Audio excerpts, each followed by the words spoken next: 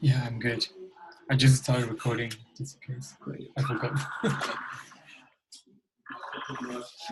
A new person. Good. Cool. Nice.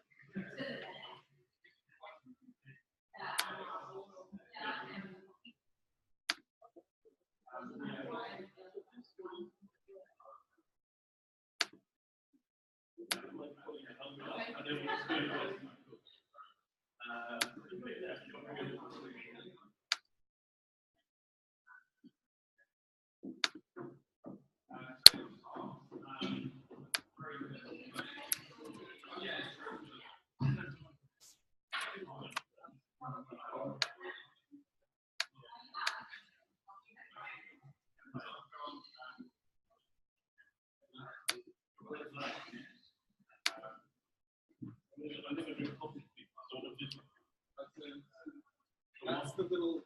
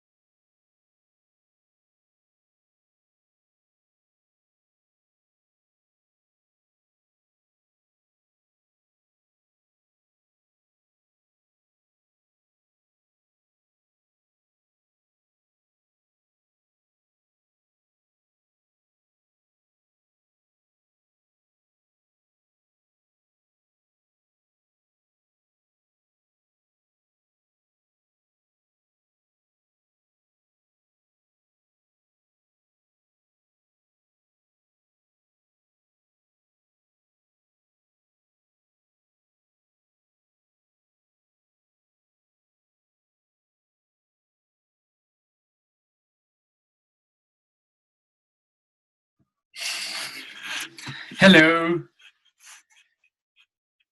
Can you hear me? Yes, good. All right. Hello?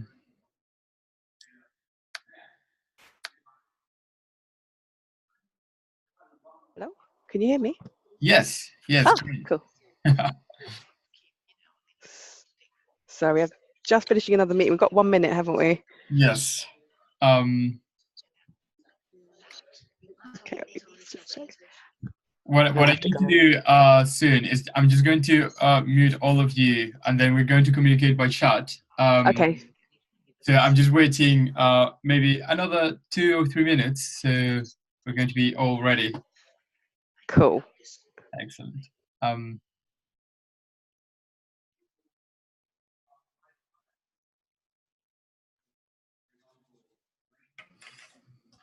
Yeah, I think there's a video option there.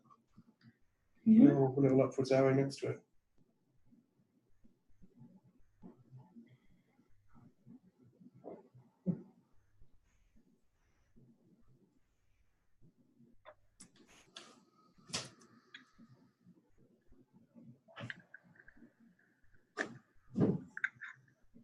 I thought we should be able to hear something.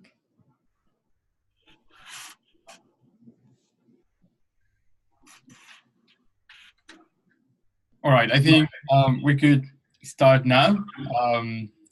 So again, I'm just going to tell you, I'm just going to mute you all during the session. So any question, just feel free to type it on the chat. And let's start it, shall we?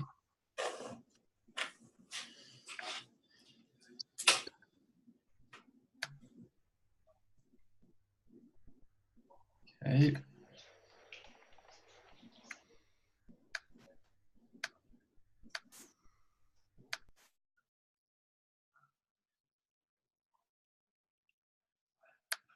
Excellent. All right. So welcome everyone. I know you had a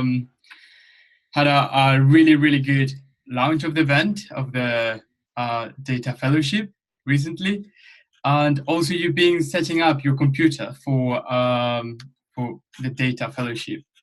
And I'm very excited today to welcome you all to our journey through data analysis and how to be a data analyst. I'm very excited today to learn with you a little bit more about Git and coding. So let's start it, shall we? So the first thing that we need to think about is the foundation. So we are currently in the very first bit of our journey through data analysis. And we need to guarantee that that journey is going to be smooth and straightforward. And to do that, we are going to build a road today and in the coming weeks that is called Foundations, right? Just before I started, does everyone hear me? Can you just say yes in the chat, just to check that everyone is okay? Just or a like or something in the chat.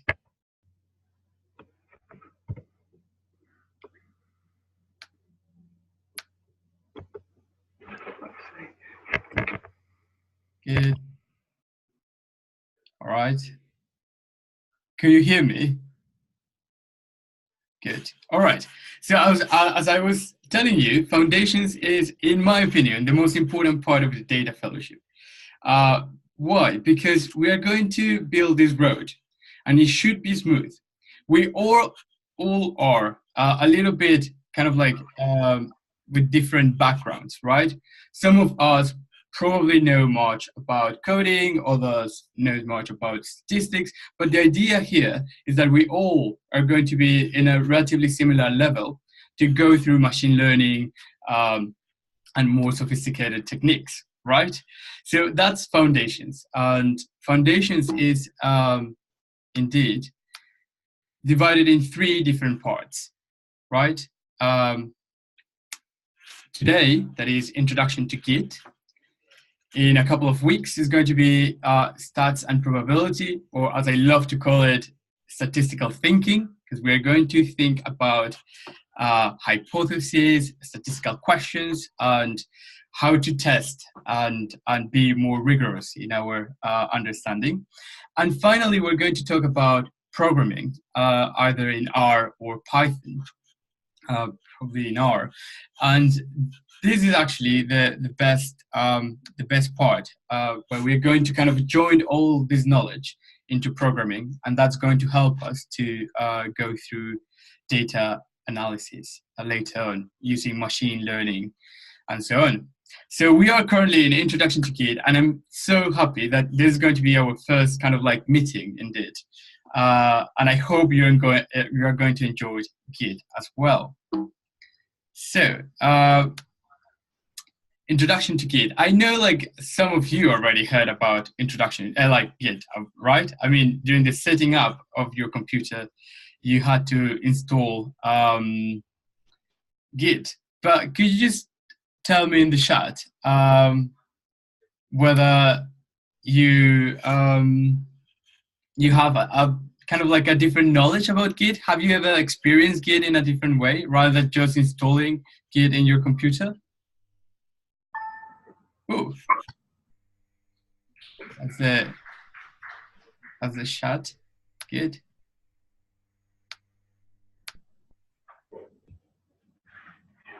Okay. Right. So Git is so important, and I'm just going to tell you a little bit more about me and why I love Git so much. So I am a biologist, actually. I studied biology at uni, and then I did a master's in biology. And as a part of my master's journey, I had to write a dissertation. And in my dissertation, in my master's, I ended up with so many files of my final version of my thesis. And I'm just going to show you how it looks like. Can you see this? So this is how it looks like. So I thought I had a final version here. Then my supervisor read it and he thought that it wasn't a final version anymore. So I call it final revision 2 doc. Then he adds some comments and I added into my new document. So I changed the name of the document in a crazy way, because I ended up with so many files. I mean, this is just a cartoon, but it's so true. And I actually had like 2 supervisors. So imagine the complexity of that bit. And I ended up with so many different versions that it was unbelievable. Fortunately, when I did my PhD, I decided to try something called Git. That is a version control system where you could actually track changes. And then you will ask, well, but wait a minute, because you could also track changes in Word documents, right? Well, the issue is, if you track changes in a Word document and you always save that changes, you're going to end up with a massive file. Seriously, it's going to grow exponentially. So track changes is good for little changes, but actually today I'm going to show you why Git is so good for collaborating and have like massive changes in a collaborative environment. So that was my experience, and Git helped me. And I really want to share with you, and I hope you eventually could use Git as well to track those changes. Okay, so at the end of this session, you will understand Git conceptually, and we're going to spend more or less like 45 minutes or maybe less talking about Git conceptually. And then we're going to feel comfortable interacting with it using the command line. And no worries about this big task right now. We're going to go all together through that.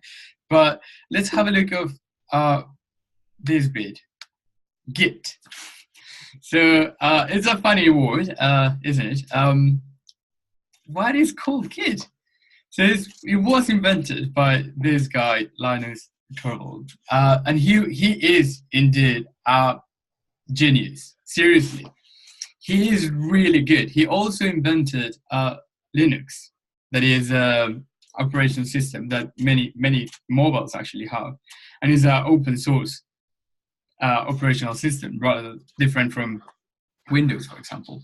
But he was so good creating things. He also created Git, that is open source version control. So there are other version controls that tracks your changes, right, and allow you to collaborate, but you have to pay for that.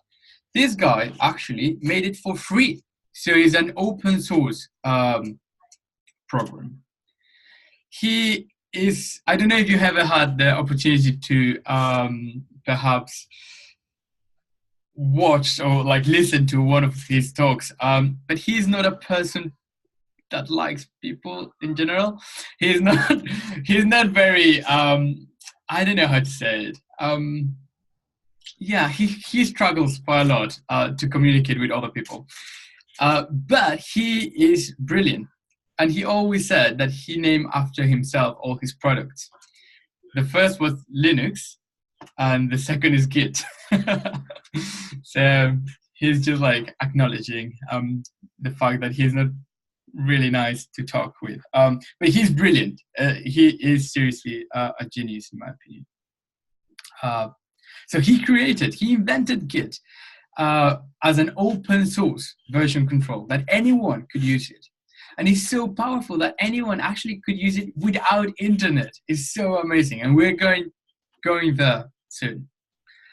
So basically, Git is going to allow you to do track control. So you're going to see what happened, what kind of changes happened in the past. And you could always look at that. Also, you could undo things. It means like if you realize that during your track changes, actually the previous step was better, you could always go back to that one. And more importantly, and the reason why all data scientists are using Git is because you could team up. It is the best application to collaborate, seriously. Imagine this. Imagine that you only have one single file and you manage to track it, right? The changes in it. But sometimes you decided to call your friend who is also very good at looking at your code or a data project, and your friend tells you that actually he or she will love to collaborate with you. And you're like, yes, of course. But what happens if you both are working the same file at the same time? That would be a disaster, right?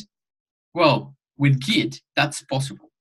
And Git is going to allow you to see the changes and track them and merge them, just to use the proper terminology. In a way, you're going to be working on your own branch. Again, just jargon, and we're going to understand that later on. But we are going to be in our own branch, but then at the end we're going to merge it.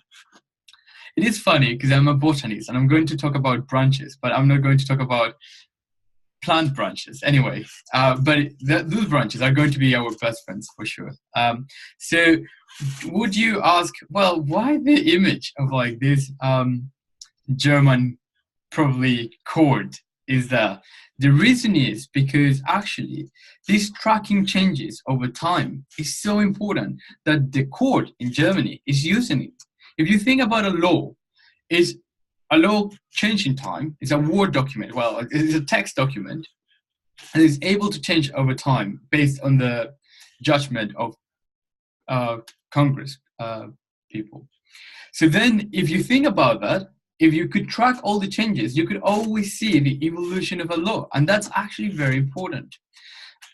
My partner, he's a lawyer, and I remember the first time that I told him about Git, he was like, oh my gosh, that would be the best tool in law. And I was like, well, not only in law, I personally love cooking as well.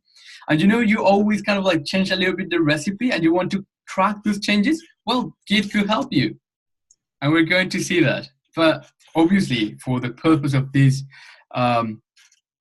webinar, Git is going to help us as data scientists and data analysts, because we are going to be able to track changes and see whether things are working better or not, or to collaborate with colleagues that might have like better ideas or fresh eyes that are always really, really important. Okay, so that's the reason why the German code is there. So how Git looks like, and I'm just going to go here and ask you, well, when you see this folder here or directory that contains maybe 3 different files, this is how files are organized in our computers, right? So we have like folders, and in the folder they will have files, and we could always sort them, and that's normal. That's how we work. What Git does, and that's the kind of like the amazing bit, is like Git is going to take snapshots of what you've done. And that snapshot, that node, we're going to call it a commit. And we're going to talk about that later. But it's basically, Git is going to be a collection of snapshots of what we've done. So in this case, for example, we changed this data CSV file a little bit. Now, if we commit again, we're going to have a new node with the previous image of the previous files, but now it's going to include the changes that we did, right? In this case, a modification of a file. And just before going further, I just wonder whether you know, I'm pretty sure all of you know what a .doc means. Is a document. HTML, a website. CSV is a comma-separated value file. Could you tell me on the chat whether you heard about that? Yeah, some of you. Yes, of course. An obvious question. No, but just in case, it's a comma-separated value. I mean, I remember the first time. Okay. A little, okay, that's fine. I remember the first time I was working as analyzing like a big data set. A CSV file was like something very strange for me, because I was very used to Excel files. CSV files allows you to have like massive data sets just separated by commas, each column, and each row is a row. So that's amazing, and we're going to talk about that later on. We're going to actually create a new CSV file. Anyway, so again, a change in that, and now we have a new snapshot, a new kind of like picture of what it looks like, our new file. But then imagine that you invite a colleague, and your colleague is very willing to collaborate with you, and you're happy though.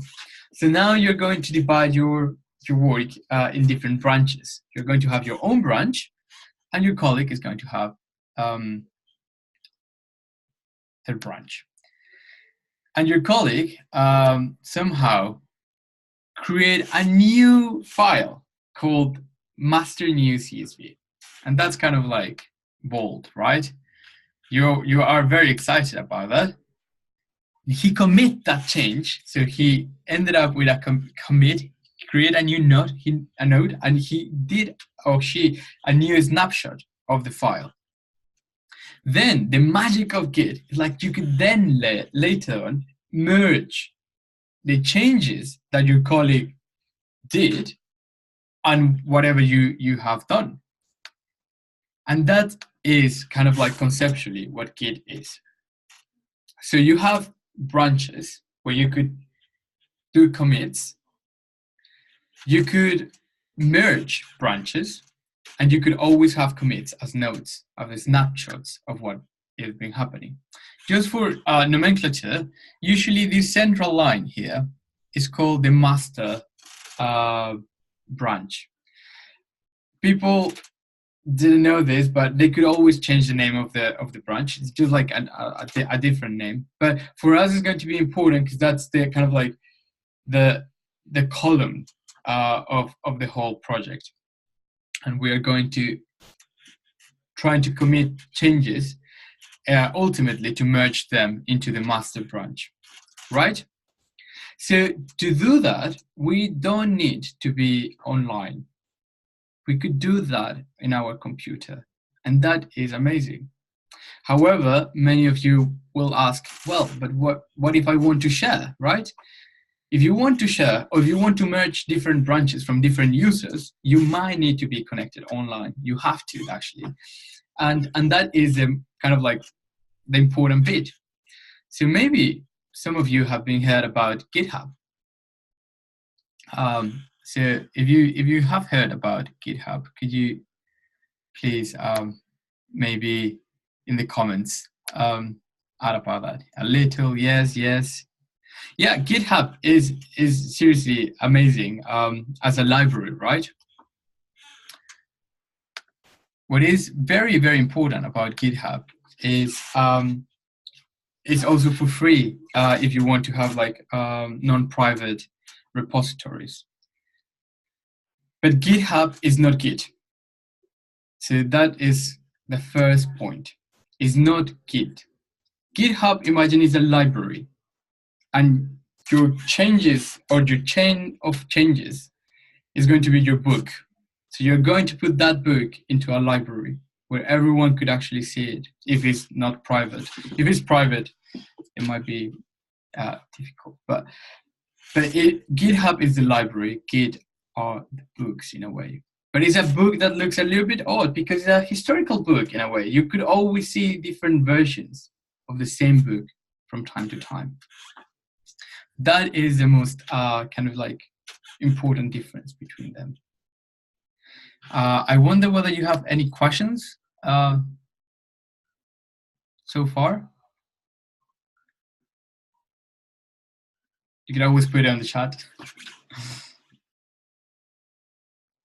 Good. Seems like there's no questions. That's good. Excellent. So let's keep going. Okay. So again, a remote hosting service for Git repositories. That's GitHub, right? It's a library. A library where you could put your repository. So I've been telling you repository. No one is being asking what is a repository. A repository is going to be the file that contains a .git folder, and it's basically your project where you're going to look at different changes on it, right?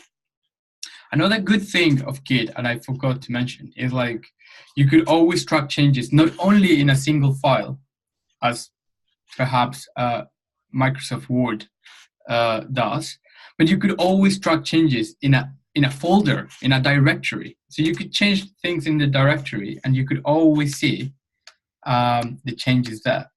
All right? Good. Okay. So again, if we go back to the main goal of today, we are going to understand Git conceptually. So we have nodes, that means commit, where we could have a snapshot of what we've done in our computer and we saved over time. We could actually navigate through that change of, it's like a chain of changes, and we could navigate through that. We could also merge different branches, even without collaborating with others. You could just create a new branch that is going to be dealing with, for example, typos, and another branch that is going to deal with colors, and then merge them into your master branch. So you could kind of like divide your own work. But more importantly, it's completely offline at this stage. We also learned so far that there is a library, GitHub, where we could literally, in a way, like submit our changes and store them. So in GitHub, we're always going to see the different changes as well. And the other part is we're going to use the command line. And I wonder how many of you have used the command line before. I'm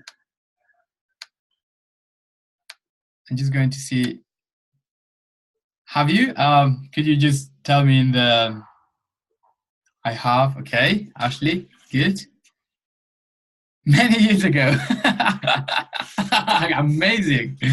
Yeah, indeed. Yeah, it's going to be almost like a traveling time in a way. I have. Okay.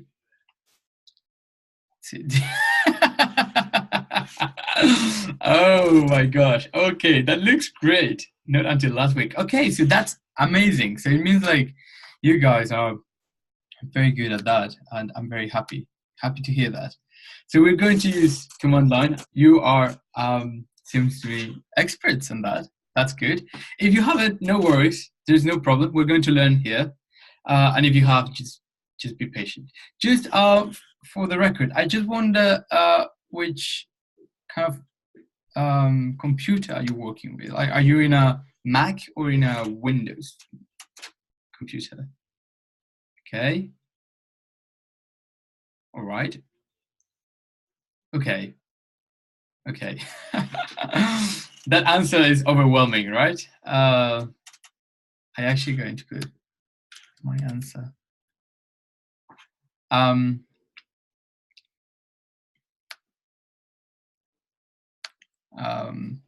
Mine is Mac.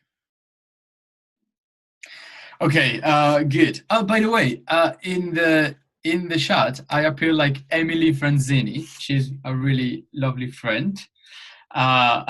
She's in charge of like organizing the webinars. But my name is Juan Beltran. So I'm not Emily, by the way. Just to clarify that bit. My dad, by the way, his name is Emilio. That is interesting.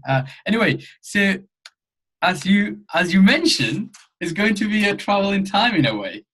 Yeah, command line could be a little bit like an old practice in a way. It sounds like if you're using computers only by clicking and menus and these kind of things, that the command line could be something very, very alien. But we're going to use quite a lot the command line, and coding is going to be mainly using similar platforms. So in Mac, you are going to open terminal. In Windows, you're going to open command prompt. And I'm going to go through this activity. What we're going to do is move around our directory. And the idea is to create a new directory. Let's call it introduction to Git or intro Git. That's better. And then we're going to create 3 new files on that by only using the command line. So I'm going to use the commands in Mac, but I'm going to tell you which commands are in Windows. So no worries. I'm going to command line here. And the first command that you might want to see is in Mac is ls. It is like a list of files. But in Windows will be dir. So if you type dir, and I'm going to type ls, it's going to be exactly the same output. It's going to be a list of directories contained in this case, the computer that I'm using. Are you seeing are you looking at that? When you type, so if you type dir like this, then you could actually see a list of files. Are we there? Yes, good. If you are not, just like put no, and we are going to help you. That's great. Excellent. Yes, but I can see. Oh, that's a really good point. Should I use CD first? We're going to use CD. But first of all, we need to see where are we going to be. So that's why I always start with ls or dir.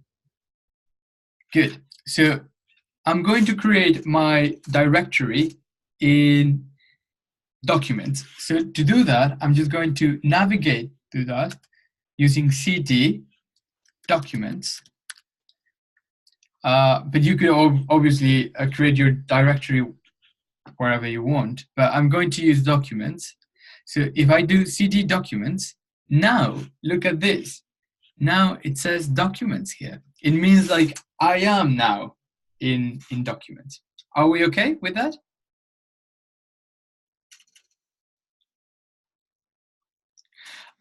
Ruth, maybe what you have to do is put cd under your username first, and then to see the whole list. Good, we're all there. Excellent. So in documents, I want to create a new directory. And to do that, it's the same in Mac and in Windows. I'm just going to type mkdir and the name of the directory that I want to create. And let's call it intro git, like that, right? And enter. So nothing happened, and you're going to realize that actually when nothing happened is a good signal, in a way. We could always check whether our kind of like line is it's working.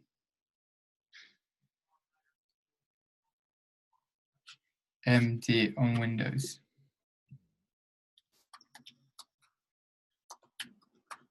That's a good question, actually, and I'm just looking at here.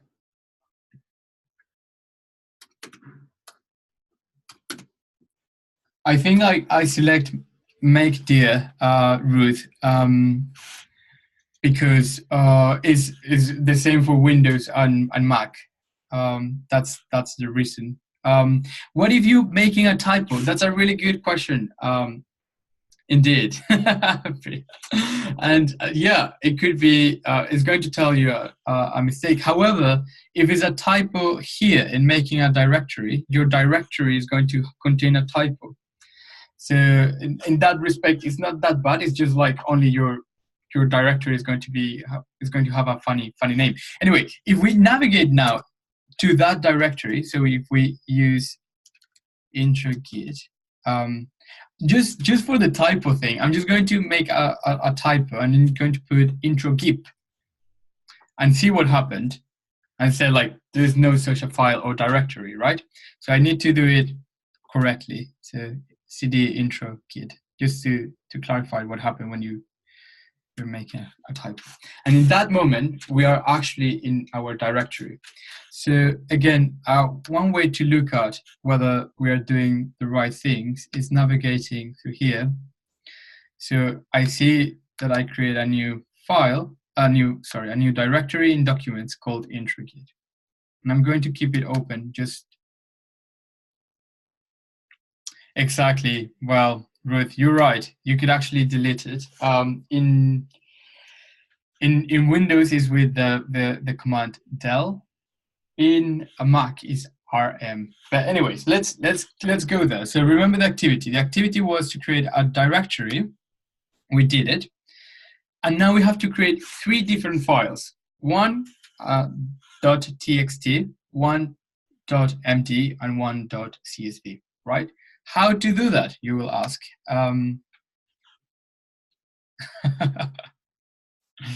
Okay. So to do that, we're going to use in Mac this function touch. I am currently in intro git here. So if I touch and create a new file, I'm going to call it text.txt, and I enter this. Then you're going to see that in my intro git, there is a new text file. And if I open it, it's actually empty because I just only created. How to do that in Windows? I think you have to type no, and then text.txt. I think that's the way in Windows. Try it, and if it doesn't work, let me know in the chat. Obviously, if I type that here, because I'm using a Mac, it's not going to work. But I'm going to create the other files. Touch mark markdown MD. That would be my MD file. It's a markdown file, and we're going to explore that later on. And then I'm just going to touch, I'm going to be creative here, table.csv. All right. So if I go back to Finder, or in your case,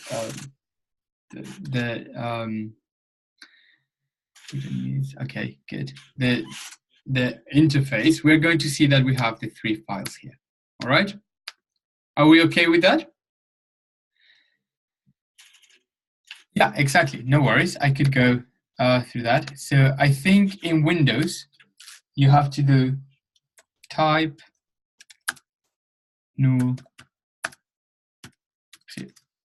and the file that you want. In this case, would be, for example, text.txt. So that's the way that you will do it in Windows. And then again, you have to repeat it twice, but in this case, changing the file name and the file and the kind of file that you're going to create. So let me know in the chat whether whether you finished that bit or not.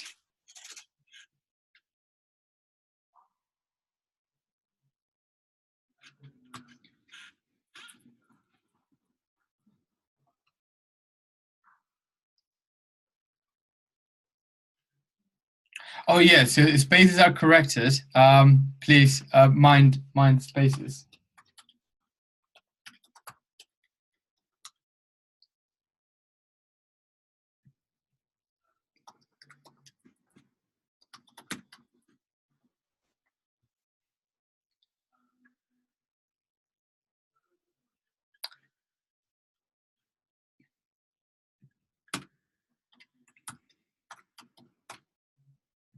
Exactly.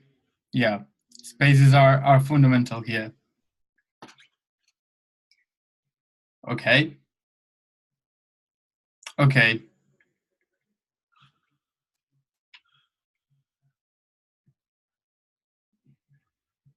So Joe is saying that actually you could put a double. Oopsie. A double like this, and it works. Yeah, I mean, it all depends on your computer. I mean, I know like online, it's with only one, but if it works with 2, that's good. Yeah. Okay. It makes the file but gives a not found message. That's interesting. That's very interesting. Yeah, works with only one. Okay, good.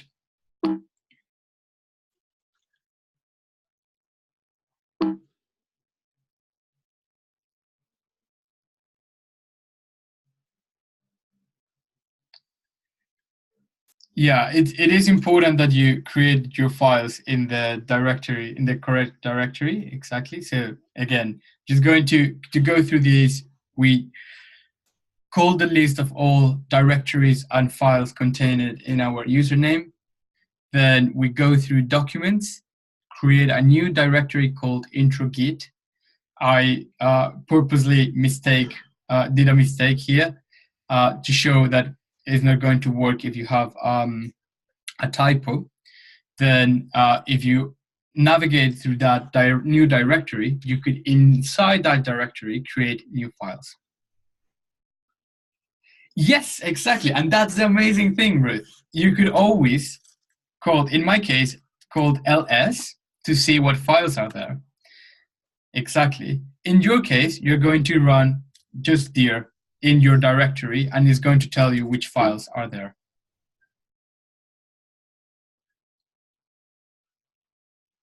Yeah, I know Mac and Windows could be confusing, but the good news is in Git, the Git commands are always the same, independently if it's Mac or Windows. So that's a win-win situation. But meanwhile, for creating directories and navigating through them, we need to do that. All right. So I know that you already have a GitHub account, and I assume that you already installed Git in your computer, right? That's what you did last week. If you haven't, could you just put "I haven't" on the chat? Or in other words, if you have done that, just put Git. Good. Excellent. Okay, I feel happy. Okay, that's great. Okie dokie. So what I'm going to do now is I'm going to initiate my repository in my computer. To do that, in intro git, so where I am, I'm just going to do git. I'm just thinking what it would be best to do first. Now, let's initiate this. So it's very intuitive, and then git init. And if you type git init, enter, it starts a new repository.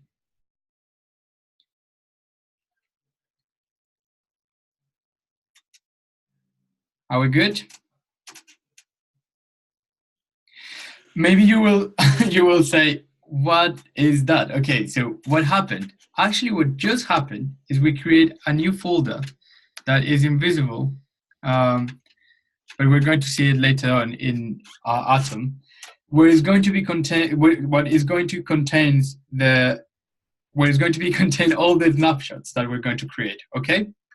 So the other question is, have you installed Atom? Have you?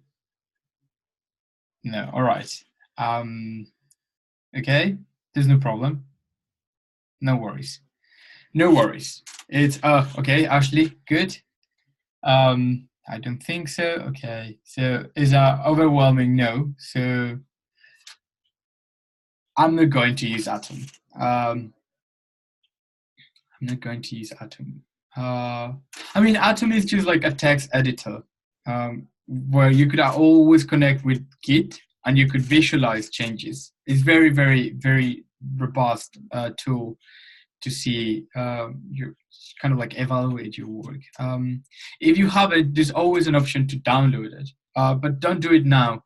And just trying to follow me in terms of what I'm going to do in Atom. You could always do it if you open the, oh, Ruth, you have it, good. Okay, yes, exactly. It's a very similar, exactly. It's a nice text editor that's going to allow you to see changes. But if you haven't, no worries. It's not mandatory, and Git will work only with your command line. So that's good. I have Atom open here actually, and what if you have Atom? What you're going to do? Oh, Sublime. What you're going to do is open a project folder. And again, if you don't have that, no worries. It's just like I'm going to show you what I'm going to do there. I opened my project intro git that we just created in Atom. And as you could see here, there is a gray folder called .git. That is going to be the heart of Git, because that's where all the snapshots that we're going to take over the length of the project, that's where they're going to live. So that's very important.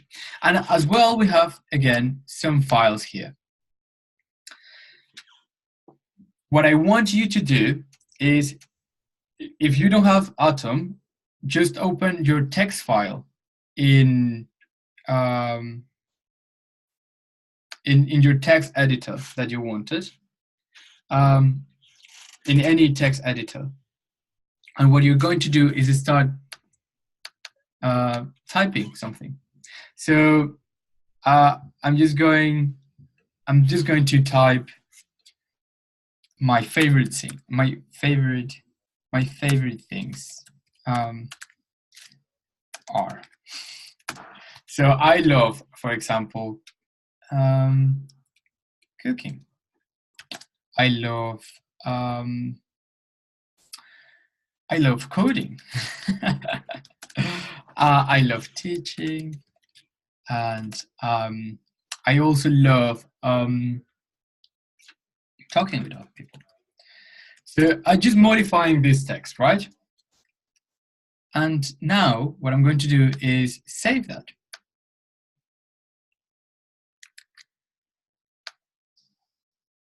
Right? If I go here now and ask git status, in this case, it's because I opened the 3 of them, it's going to appear some files in red. If you do please git status, it should only appear the file that you just modified. Does it? Yeah, sure. So what we're going to do is modify our text.txt file in any text editor.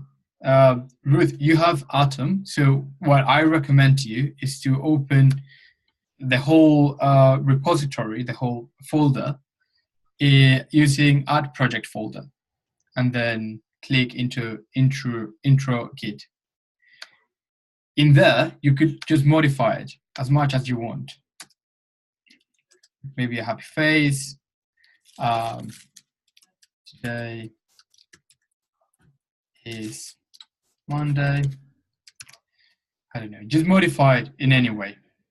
Are we good in that respect? And then in here, then you save that.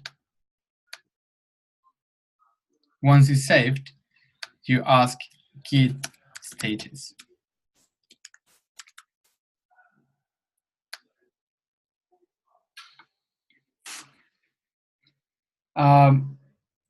Could you see the same message or a similar message that that is appearing in my screen, on my screen?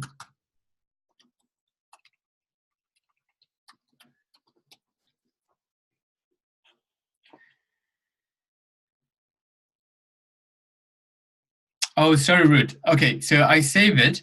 It's supposed to be saved there, and then from there I go to the command line and just type git status.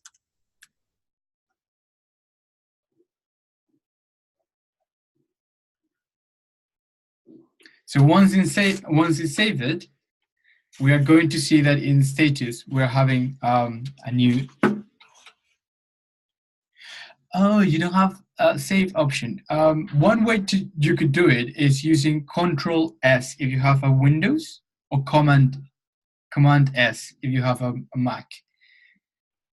But again, if you are not easy with Atom, you could always use a text editor. Any text editor will allow you root. Okay. So this is kind of like the first part of Git. Git is going to realize whether you make some changes or not. And if you make some changes and it looks different from the first, you could also Notepad. The reason why, sorry, I'm just going to answer that question. The reason why you could use Atom is like Atom is going to allow you to visualize the changes when you are editing your text. Few steps. Okay, Ruth. No worries. So I'm going to start again from Atom. So I open Atom, and no worries. No, it's okay. We're all learning, and this is the issue. You know, this is the foundations, and we're building this road together, and it's absolutely fine if that happens. So what we're going to do is go File, Add Project Folder, right, and click on it.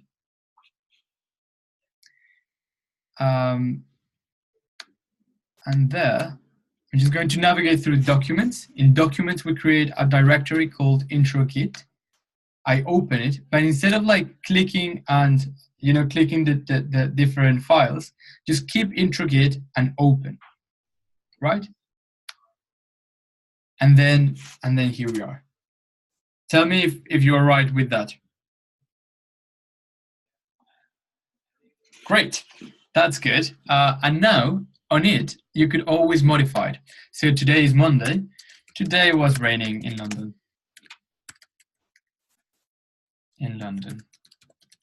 Oop. Oopsie. Today was raining in London. So I modified that as well. I'm going to save it. Good. Oh, okay, no worries. Okay, so in your screen, in Atom, it should look very similar to mine.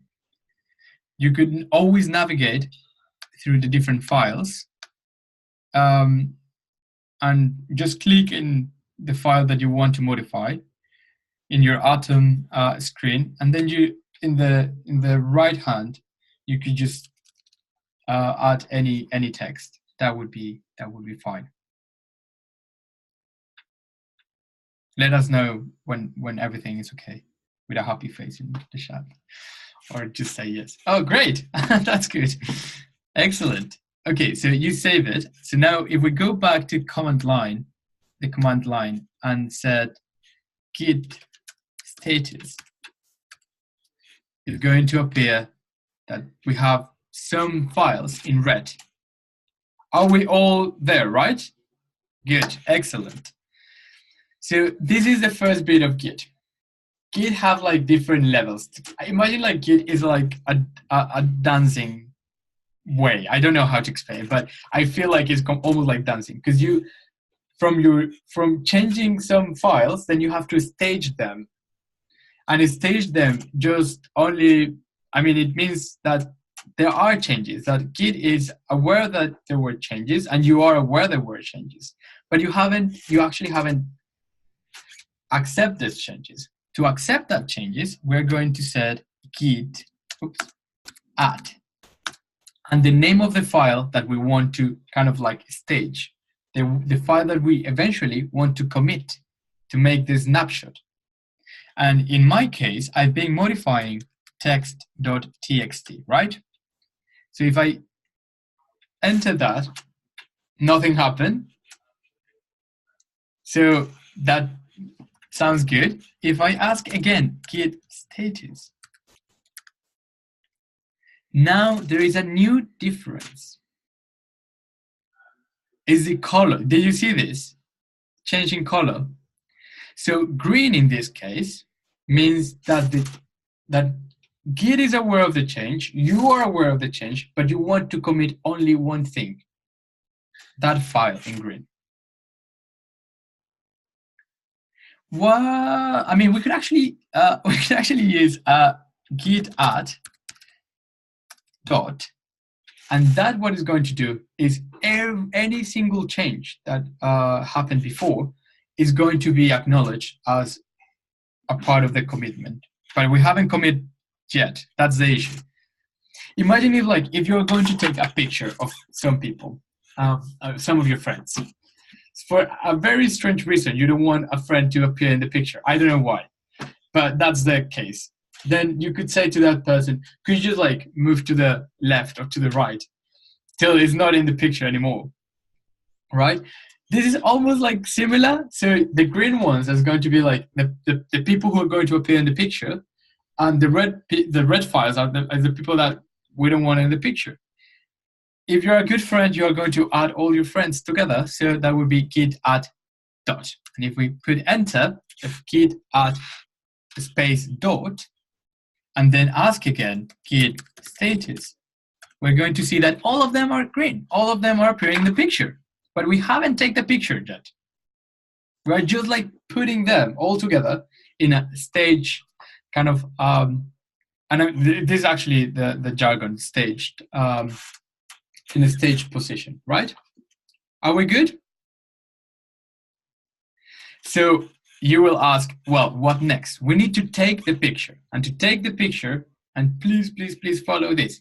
We need to commit, and to commit, we're going to set commit. Before enter, please, before enter, add this, a message. And this message is for you, for your future you. And it's so important. And you're going to realize that every single time that you're coding, and especially when you're coding in R or Python and in Git, it's so important that you give information to yourself in the future to realize what happened, you know? So in this case, I'm just going to do a commit and said new text in the txt file.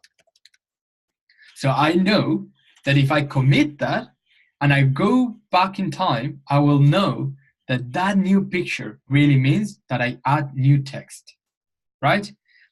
If you don't add the message, the -m, it's going to be problematic, but no worries. If you have any problem, please let me know.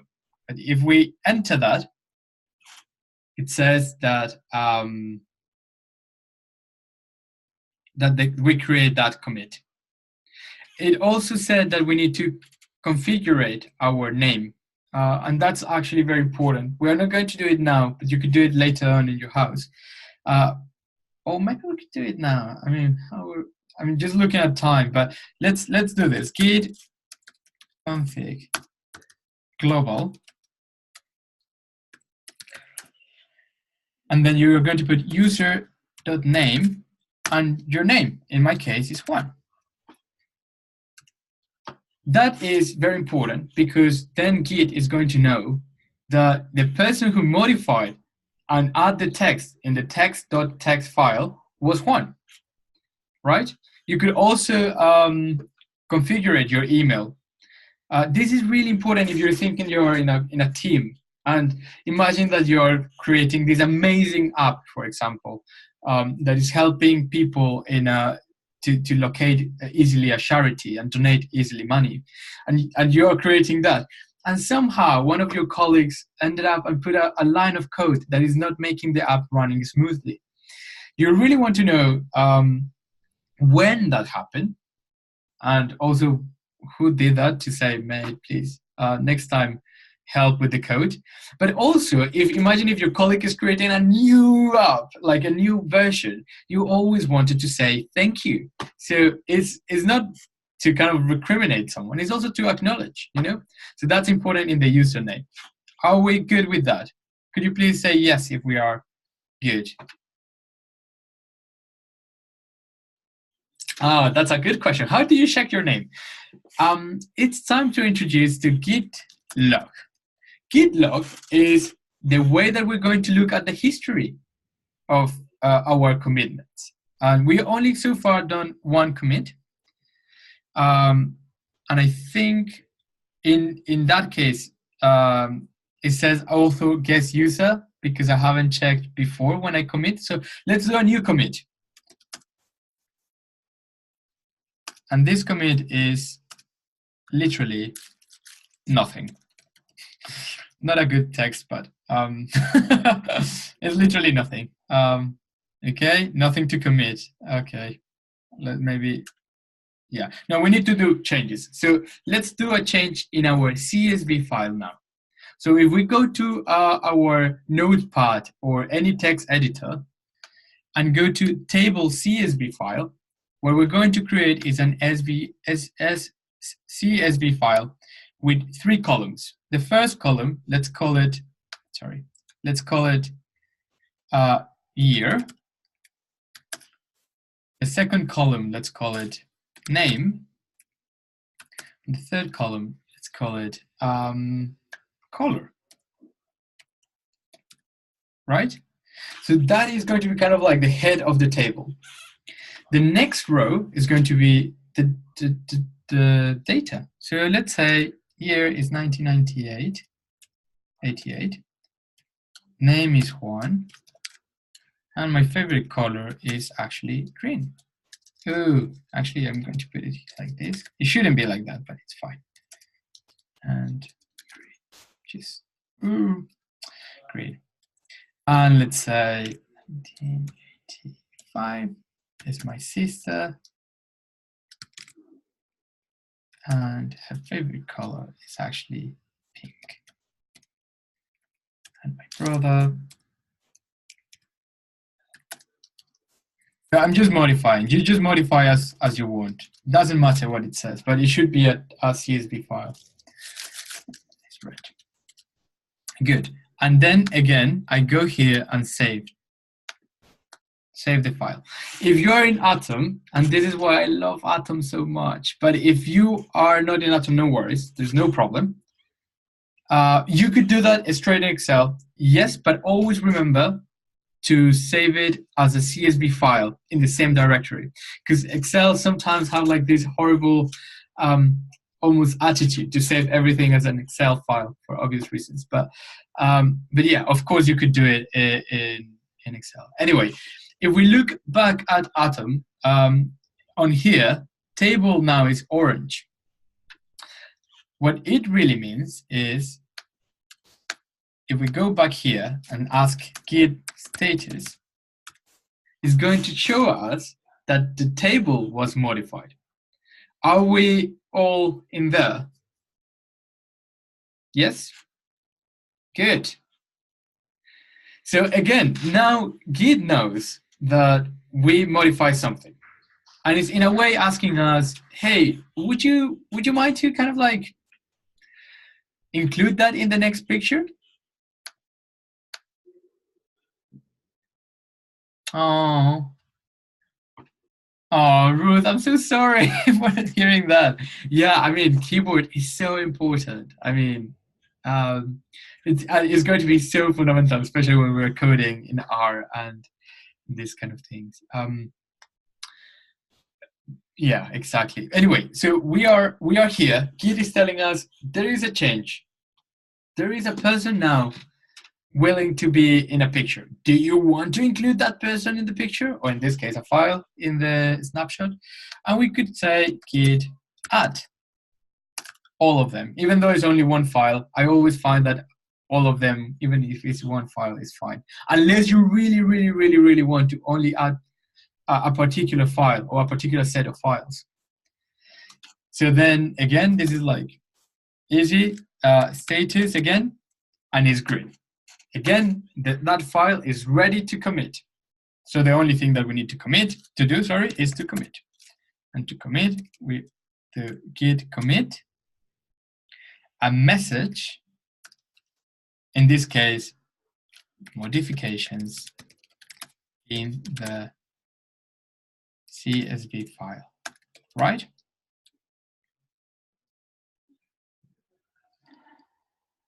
Okay, and I enter that, and we commit that.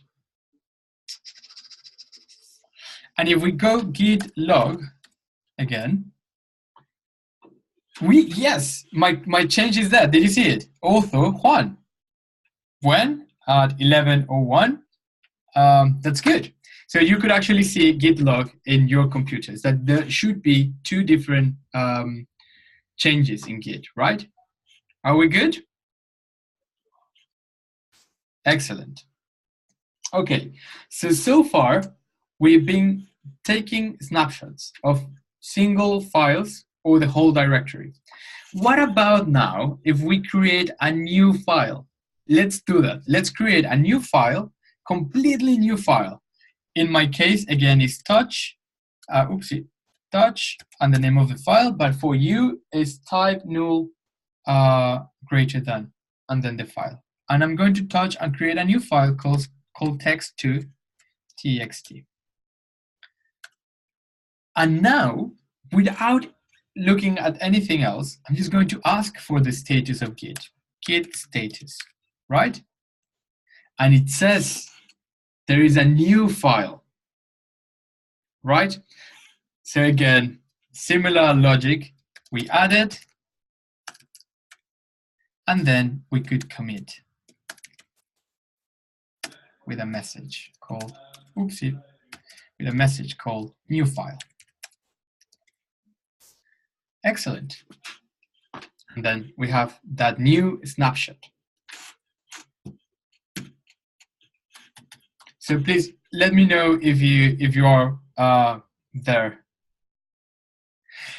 Yeah, seems like maybe you didn't put the message. So probably if you try Shift Escape, you're going to do that. Or alternatively, you could always select. You could always type there, and then you have to type colon Q or colon W. So that's why I always recommend you to put the message with Git, because that's Vim, I think, and Vim is not very friendly with the users, in my opinion. I mean, some people love it anyway, but okay. So that's really good. Okay, I think the way that you're going to do that is Command Escape, Git stages.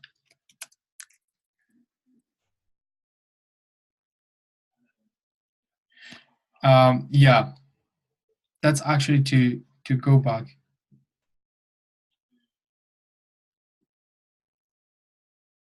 Box. Yeah.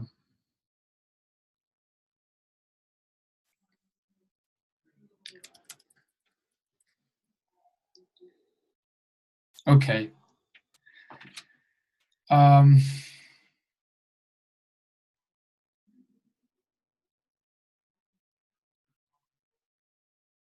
Yeah, I mean, it's not ideal. You could always, I think, is Shift Escape, and that's going to take you outside of that window.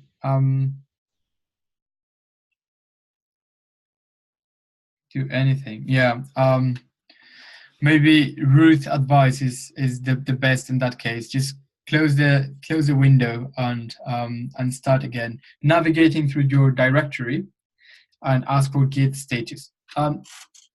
Because we already open, we are already initiate a Git repository. You don't have to do that again because there is already a file called git.git.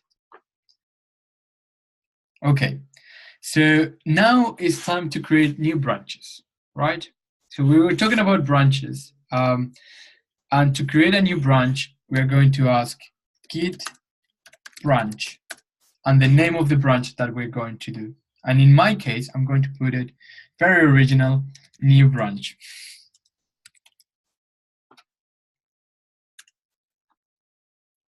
So now if we type git branch, it's going to tell me that I am currently in master branch, but there is a new branch called new branch. That's not a very good name though.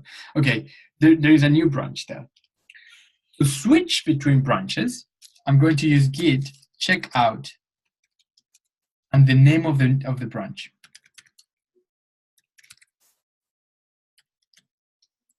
So if you type that and enter, it says actually switched to branch, new branch. And we could always corroborate that using git branch. Are we good there? Yeah, of course, no worries, Ruth. While you're typing and copying that, I'm just like, wait here. But yes, basically, I'm just going to repeat exactly what we've been done so far. So yeah, sure, no worries. Let's create a new branch. Actually, I'm going to create a new branch. So to create a new branch, I always said git branch and the name of the branch. In this case, I'm going to be more original, and I wanted to change and modify only one file. So for that reason, I'm going to change the name of the branch that is going to be meaningful, and it's going to call CSV branch, because I'm going to modify the CSV file in this branch. That's how you create a new branch. Now that you created, you haven't been in that branch. You could switch that branch using git checkout CSV branch. Oops. And now I am in that branch. And we could always corroborate that. git branch. So every time that you are in your branch, if you type git branch, your branch is going to appear sometimes green, not necessarily, but for sure with a star next to it. Okay, so now we are in a different branch, and I'm going to ask you to open your file in any file. Let's open the CSV file, the table file. And in this case, I'm going to modify it again. I'm going to add new things in a very bad way. Imagine like my cat just arrived and I start like walking around, oopsie, walking around the keyboard. And somehow put the point Command S so it somehow it's safe. Right? So again, if I go here, status is going to say that there is a change. Interestingly, is a change in a different branch. Look at this, on branch CSV branch. Could you see it? So let's imagine that I add that, all the files, and not only that, but I'm just going to commit that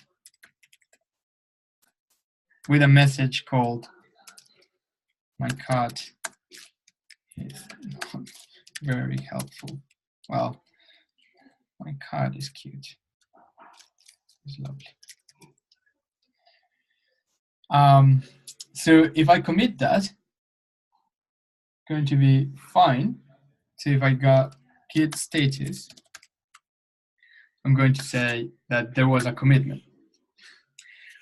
But let's think now that I'm going to change branch. So I'm going to be git checkout to the master branch.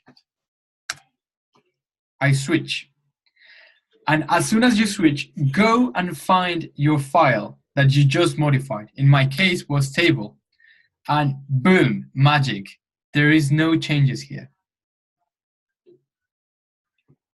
Could you see that? Some of you are like having surprise face. No, you cannot, Ruth. That's amazing. You cannot. So that's why it's so important that you could modify the branches. You cannot see the changes in both branches. But then we're going to end it up exactly only the branch that you just open in your command line. Amazing, right? I don't know you, but I remember the first time that I did that. I was so excited. Anyway, so boom, we have this branch, but let's do it again. Let's change to our original, well, not original branch, but the CSV branch. And if I go here, boom, the change is there. So this is just to let you know that changes in independent branches are completely independent. So now the task would be to merge them. What if you don't want to work with a determined branch anymore, but you want to make that kind of like work that you did is in your master branch? How we're going to do that? That's really easy. Hang on, okay. Oh, this is good. This is a really, really, really good, question. I think you do git diff. I have to be actually in master branch. So git diff. So if you type git diff master, and I am currently in CSV branch, it's telling me that my branch contains a new line. Could you see the differences? Is that okay, Ruth? Good?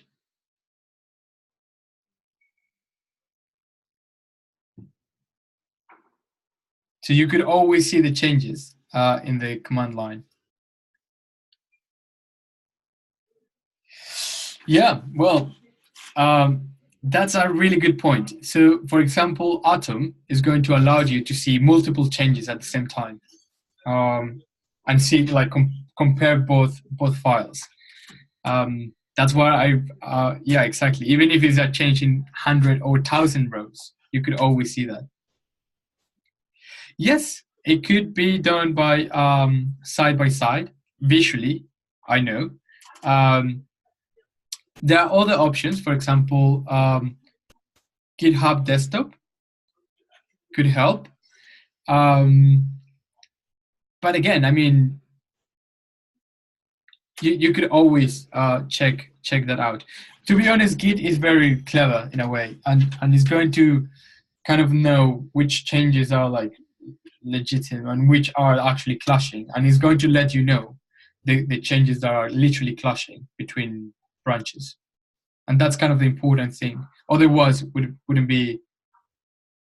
have that kind of importance. But yeah, so visually you could always see it in Atom as well, especially when you're going to commit via Atom. So in Atom, you could always say toggle git tab, and it's here where you could always see things and compare. Anyway, good. So what we're going to do is merge my master with the CSV branch, right? And to do that, we're going to do git, first of all, check out master. So from master, I really want to do this. And then I'm going to say git merge from master CSV branch. And this is kind of like a notification where it's telling us that the file table.csv had one change, one insertion. Right? Are we good with that? So I'm going to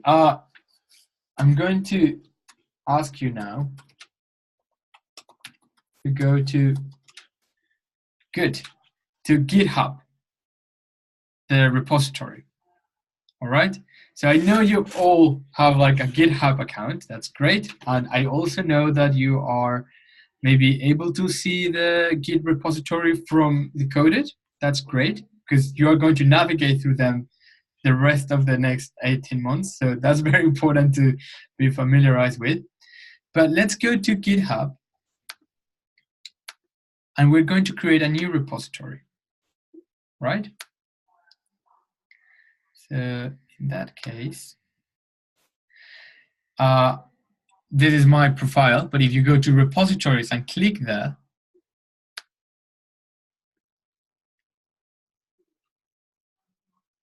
oh yeah, okay, Ruth, sorry. Yeah, so just go to GitHub. I'm just going to describe to your GitHub profile.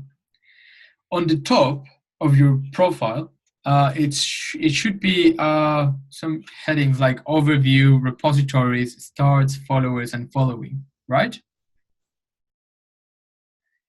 So just click in repositories.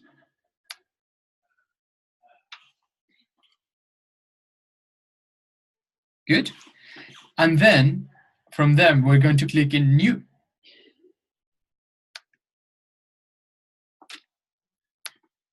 And let's call that new repository intro git. Oh, I already have that. In my case, it's going to be called intro git 2. But in your case, it's going to be intro git. Cool. We're going to have a description. Again, it says optional. Just do it. Describe that. This is a repository. Where am I? Oh, I was writing on the chat. Okay. This is a repo for intro to Git.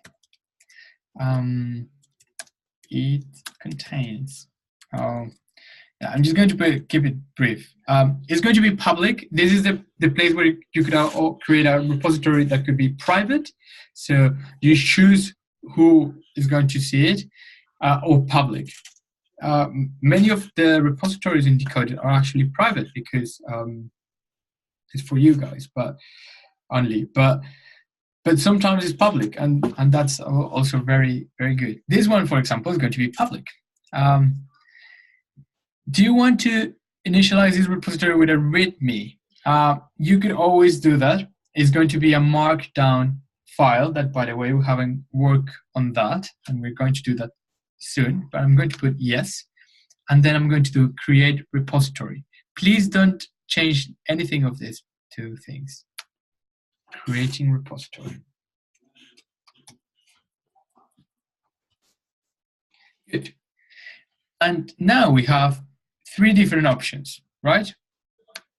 I'm going to ask you to copy the second option because we already have a repository in our file, right? So in that case, we're just going to copy that, and in our command line, just going to enter.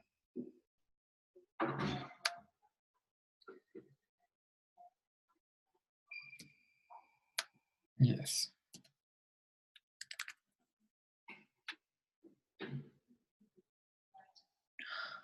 Ooh.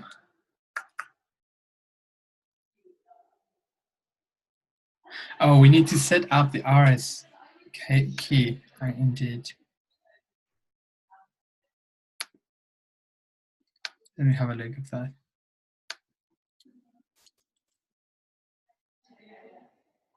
Yeah, exactly.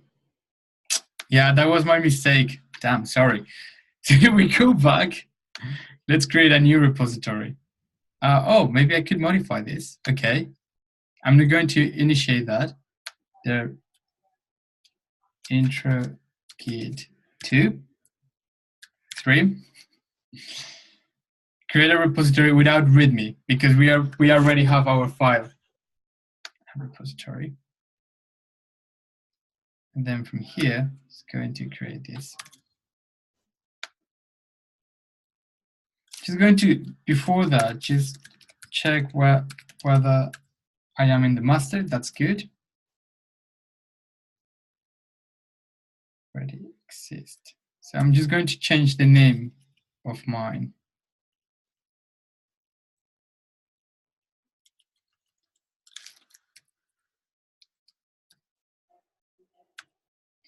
Okay. So we create a new access in. Yeah, sure. Sorry. I'm just going to go slow, a little bit more. I'm going to be slower though. So what we're going to do, I'm just going to start from 0.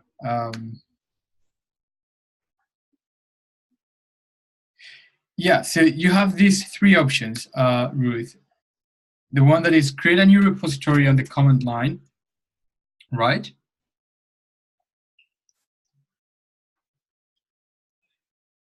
Then you have or push an existing repository from the command line. That is might be our case because we already create a repository in our command line, right? Or import code from another repository. That's clearly not our case. Okay, so we're going to copy this bit. In your case, it shouldn't be a problem. In my case, because I have like so many intro to Git repositories, I have to change the name. But if you copy that as it is, and then this push again,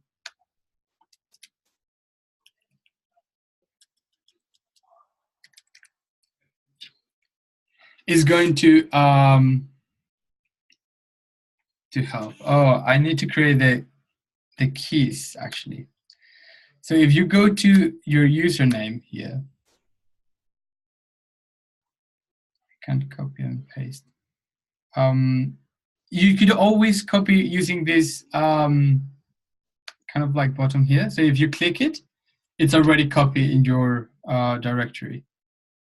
Yeah, no, same here. So it's because we need to set up our keys into the GitHub. Yeah, it's going to happen. So actually, this is the magic of hacking.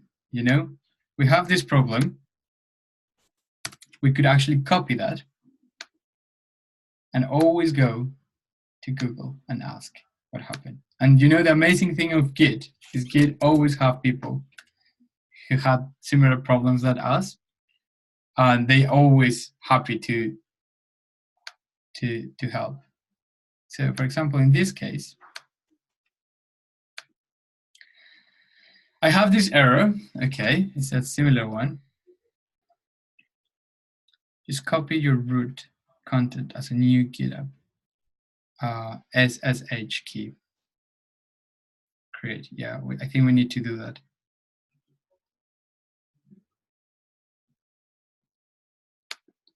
So let's click that.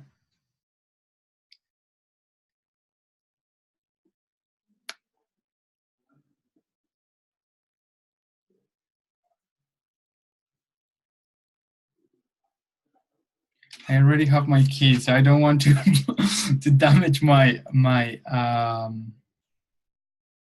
login. But if you go through your profile, there is an SSH and GPG keys.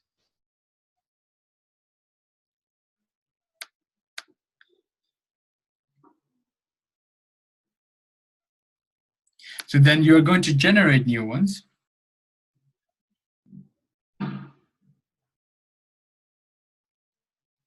And you need to, yeah, we need to set up our email address as well. Okay, so let's do that.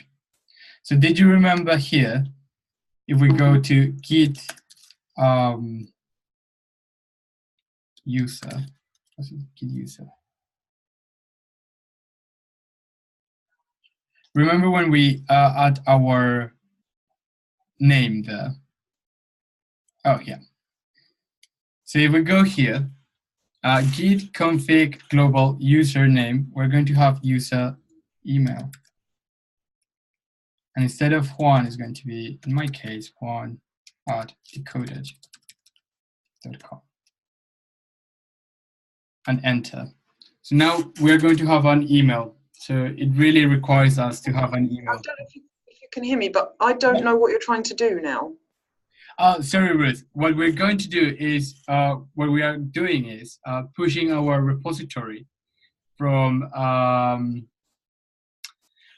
computer to GitHub.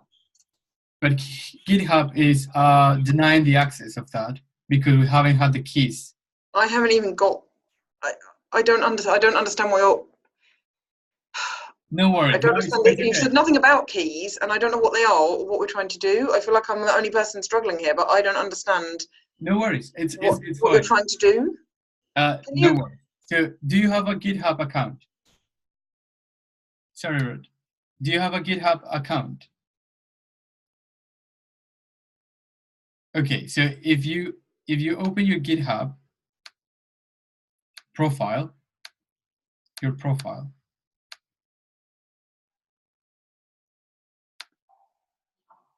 And you put settings, the keys that we're talking about are those SSH and GPG keys, right?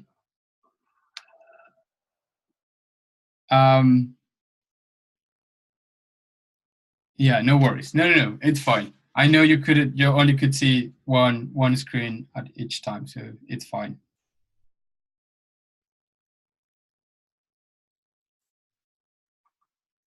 It's fine. You know, this I mean, coding is a learning experience in a way, and we are all learners, and that's why we want to learn more. You know, so no worries, Ruth, in terms of if you feel a little bit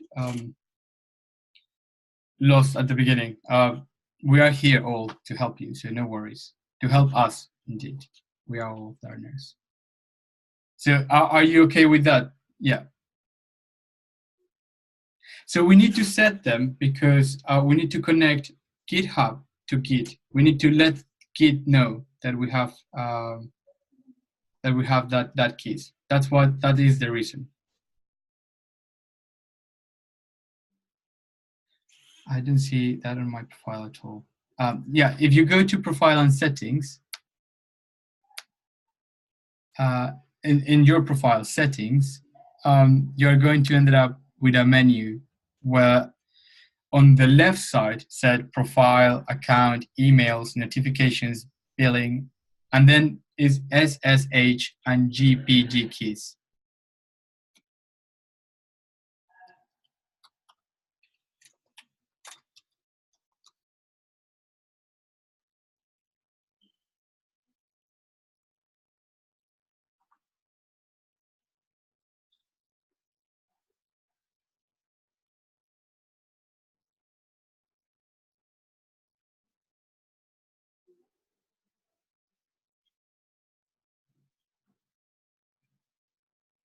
Really? You're good. Good. Okay, we're fine. Good. So we go to SSH here. So you should have maybe some keys already here, right? There are no keys. Okay, that's good because we're going to generate new ones. So if we have new SSH key and we have title new keys, right? And let's add SSH key. Ooh. Okay. I have an issue here, and I'm sorry. The problem is I already have some keys in my profile. In my profile. Ruth, the way that you will do it is a new SSH key.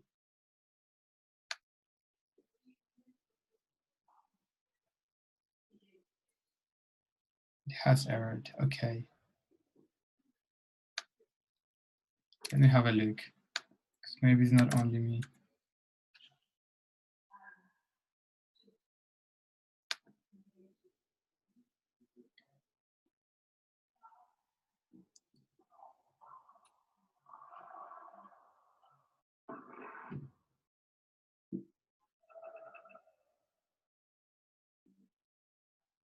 Okay, what we're going to do is generate the keys using the command line, right? We pass the error. Yeah, no, we're all having the same error, right? Are we having the same error when we're trying to use that push? So it's not, no worries. Ruth is, you don't. Okay, Karen. Okay.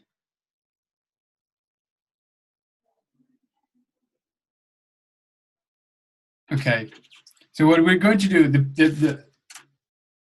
the people who didn't have the error, I'm sorry, I'm just going to do it as in my case we have the error. So what we're going to do is generate using the command line. Is it okay? Are we okay with that?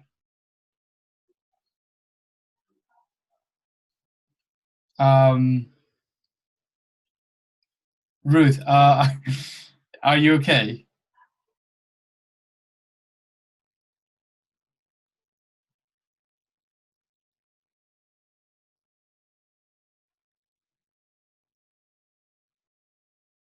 Okay.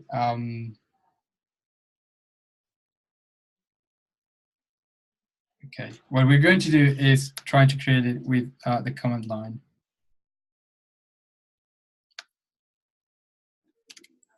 So one way to do it is typing in your command line SSH keygin, and then in this bit where it says your email, you're going to put your email, in my case, my email.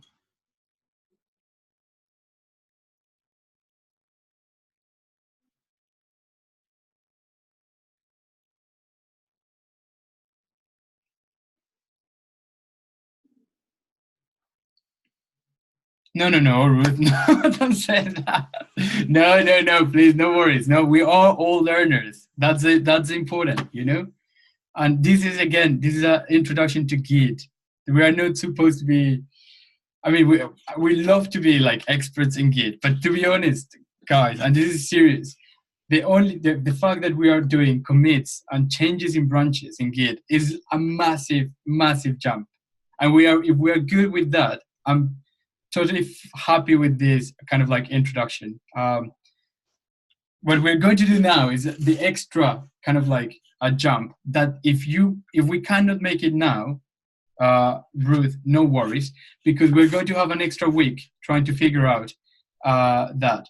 So yeah, exactly. Look, we're 99 steps behind. So what we're going to do, actually, to guarantee that this is a proper foundation, what we're going to do now is just going back again to the basics.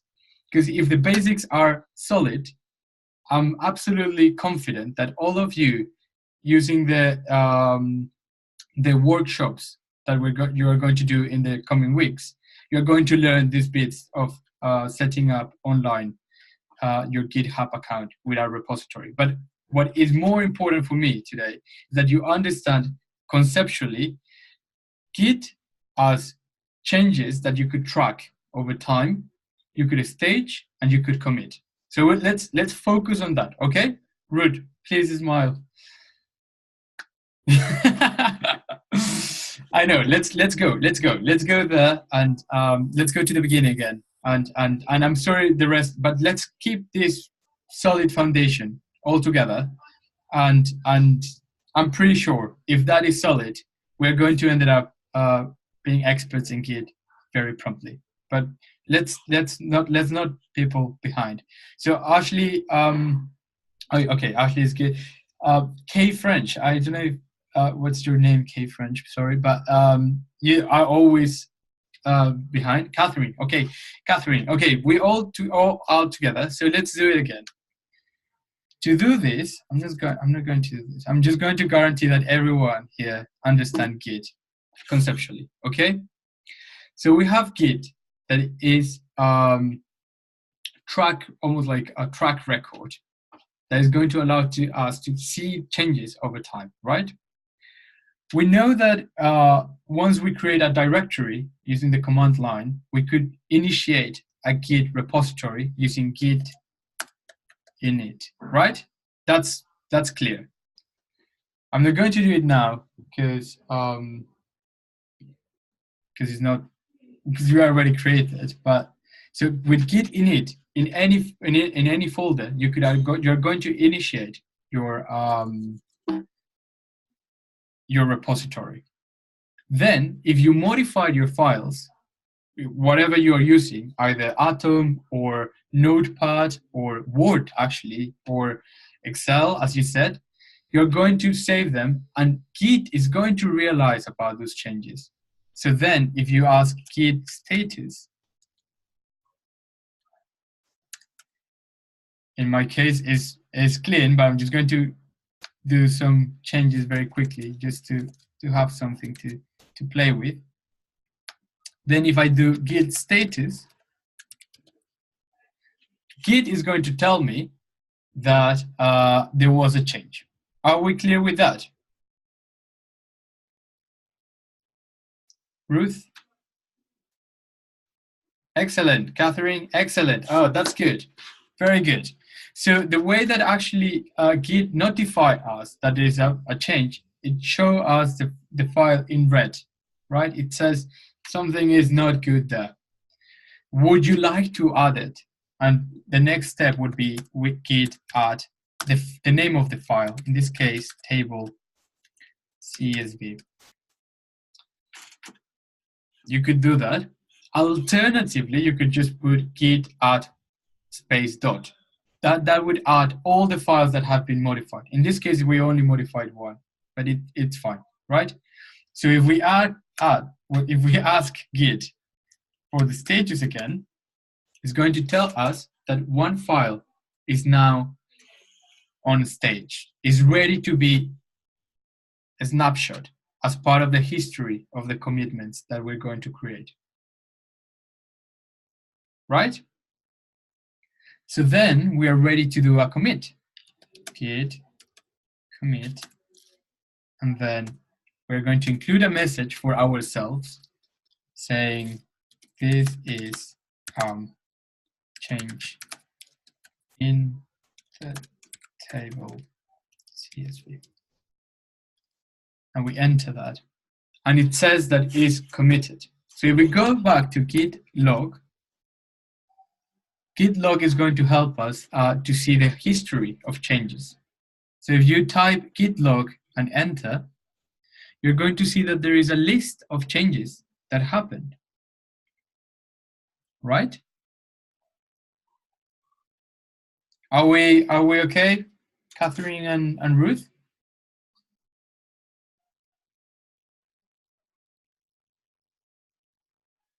Good. Good. So we now have this kind of line of changes. The other thing that Git has is the creation of different branches, and maybe that's where things start to be a little bit more complex. But what it means is like you could create a new branch, do some changes in that branch, and then if you commit only in that branch, the changes are going to live only in that branch. So again, sorry, I'm just going to explain again.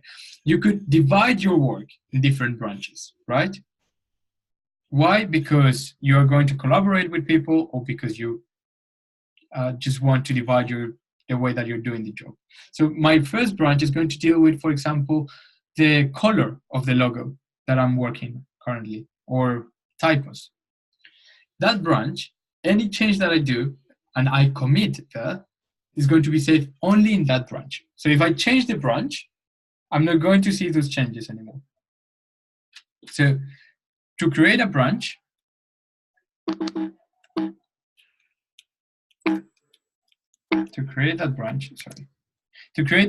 we're going to do git branch and the name of a new branch. In this case, let's think that we're going to create a branch to change the logo. So if I type enter, I create that branch, but I haven't changed that branch. So if I go to git checkout logo, now I switch the branch, right? So imagine that you have a snapshot, and from a snapshot, you kind of like photocopy the picture and divide it in different branches.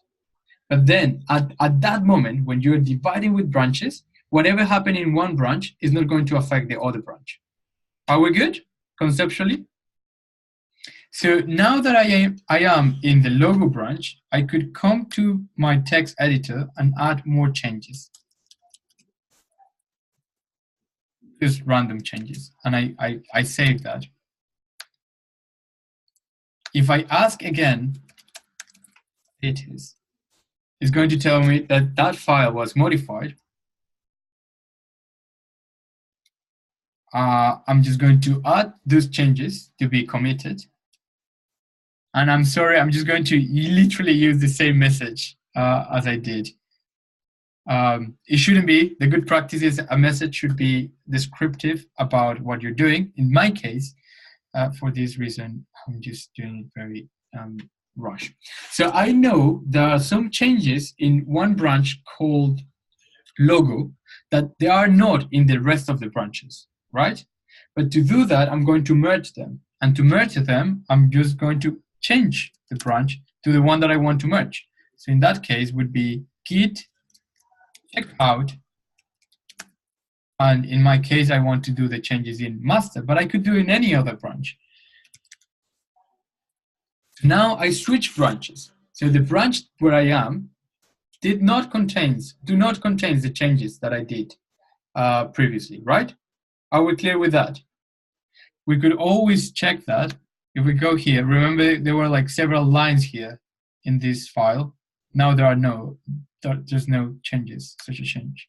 But then if I said git merge from the branch where I'm standing now to the new one, that would be logo.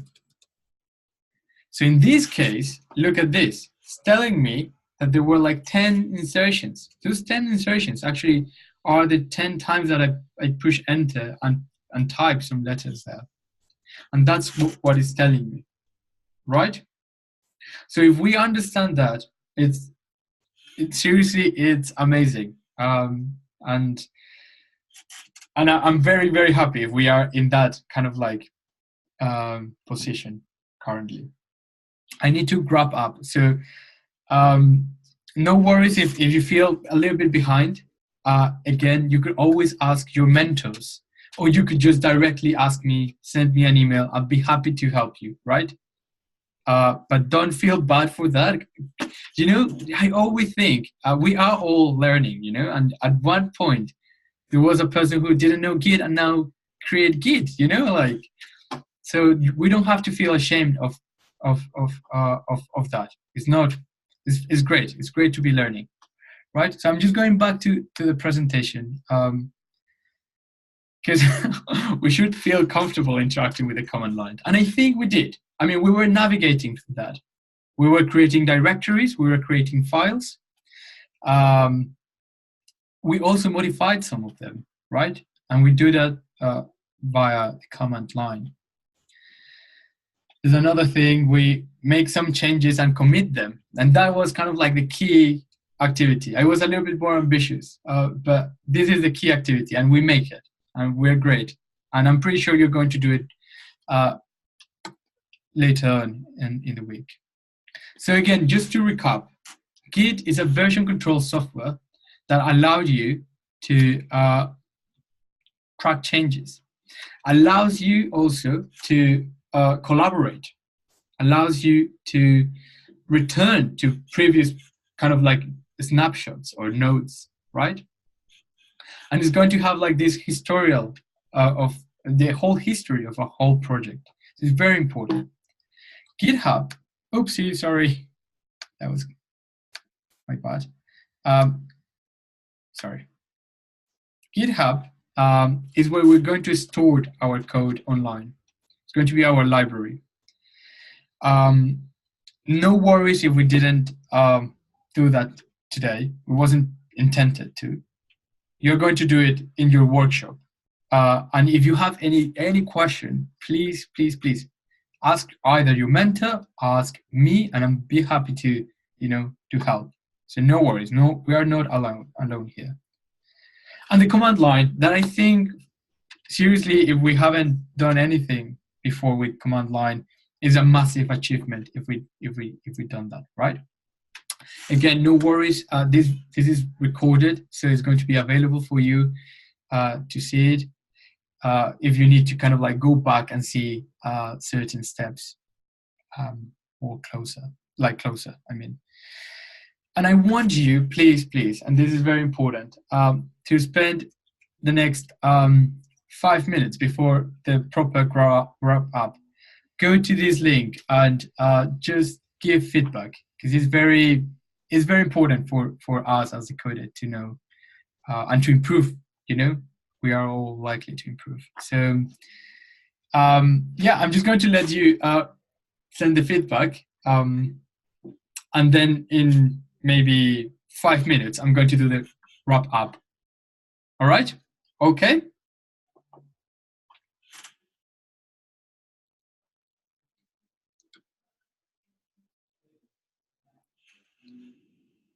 I'm just going to, sorry, I know you want to see the link.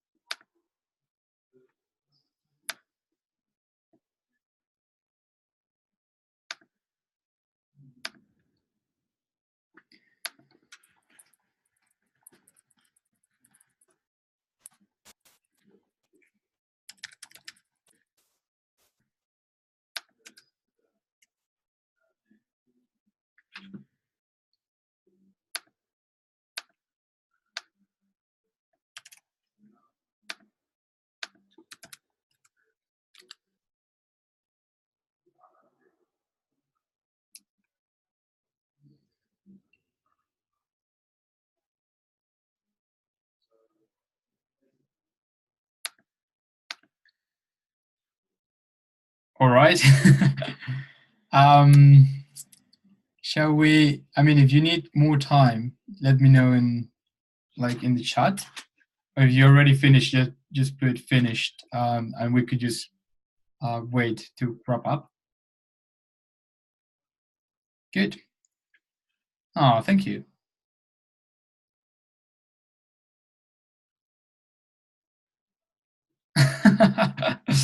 Yeah, I don't understand, Ruth, but I had like the same problem. So I wonder if like maybe my keys were not working anyway, but that is the correct way to do it.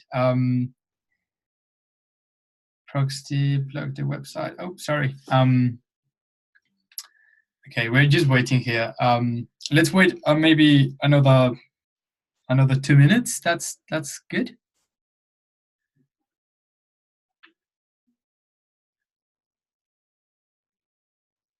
Maybe, Ruth. I think, funny enough, you and me had like the same mistake because in my case was I've been doing this so many times, so that's why maybe it didn't work. So I need to look at that. Yes, I think there should be a Slack channel for you as well. So any questions that, again, I'm more than happy to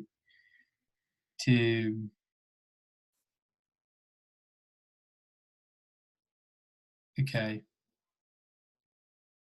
No, Priya, I haven't seen that actually. Fetch, but I know what it means. It means like you are working on in your branch, but you haven't committed yet. So the best way is to commit first and then do that. Otherwise, Git doesn't know what is going to push. Okay. Okie dokie. Okay. Okay. I think. Okay. I think we're going to. I think I'm lost.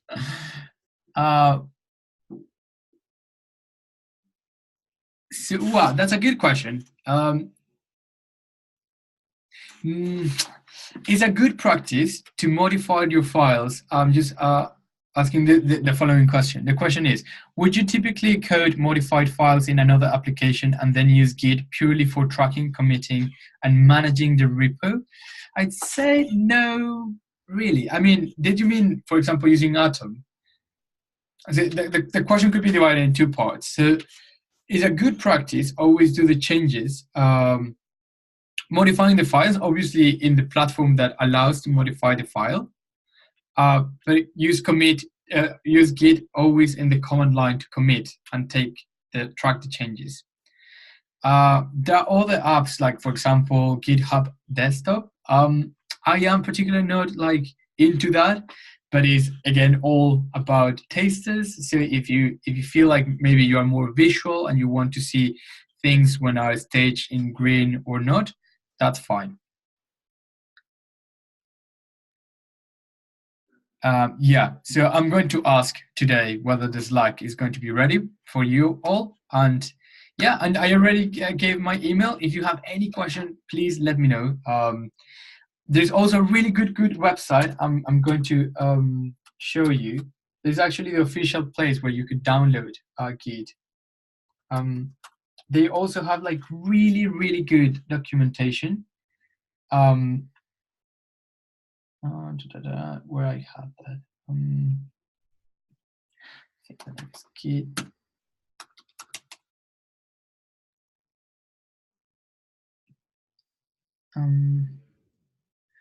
So I'm just going to type here is Git scm.com.